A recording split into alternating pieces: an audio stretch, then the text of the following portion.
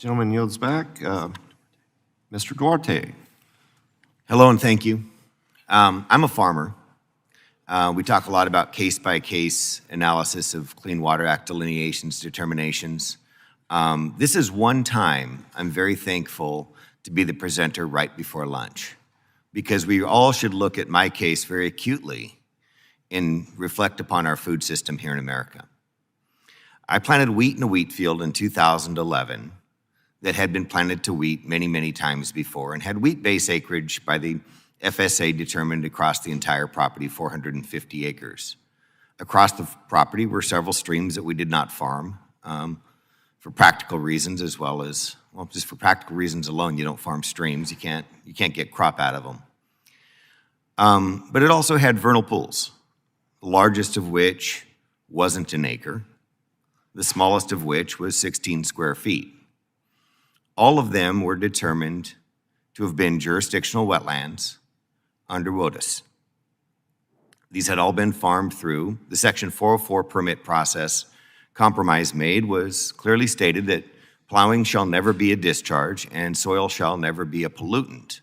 But nonetheless, my family and I were prosecuted robustly by the Army Corps of Engineers and the Department of Justice.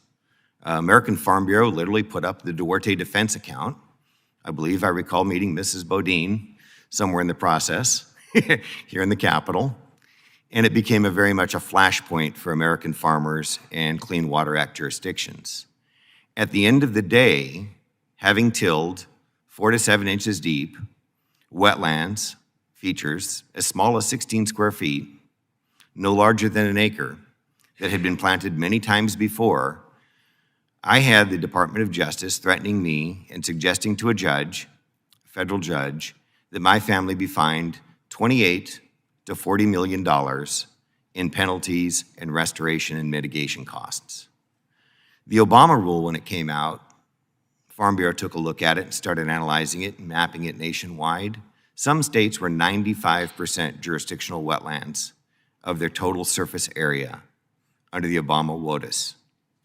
Now we're talking about case-by-case analysis by field agents.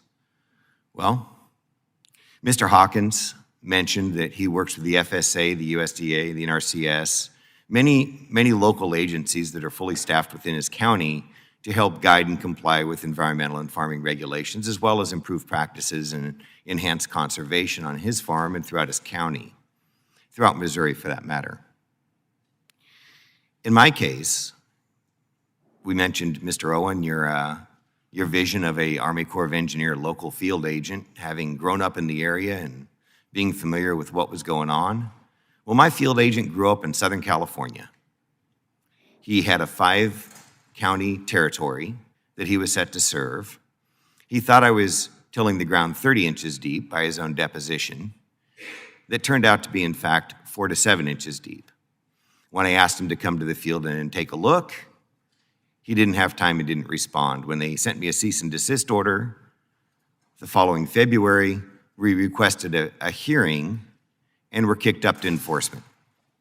We then went to the Pacific Legal Foundation, who saw the cease and desist order as a fairly dire offense to our Fifth Amendment due process rights, since we simply wanted to harvest our wheat and couldn't get direction as to whether that would be permitted or not under the cease and desist order, and were supported in the federal court until a retaliatory case was filed against us for destruction of wetlands.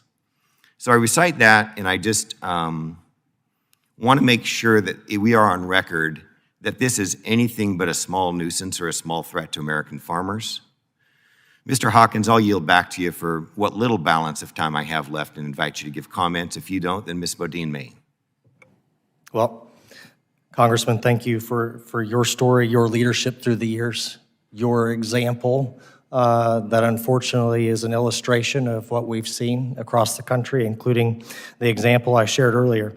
You know, right now we have a group of farmers who are working and have been working for almost 20 years in Missouri to save soil from being sloughed off along their creeks.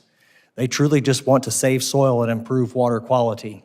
We're undergoing a pilot project now, and the regulatory officials say it may be 2025 before they can reach a decision on how to proceed with said pilot project.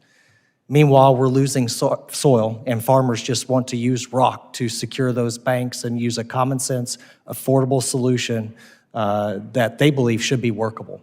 That's just another example. And I guess to your point, Congressman, I would just say what you've described illustrates and begs the question for those who are going to follow us of whether they want to come home to the farm or what you've experienced may be the deciding factor for mom or dad or grandma and grandpa to decide to exit the business altogether.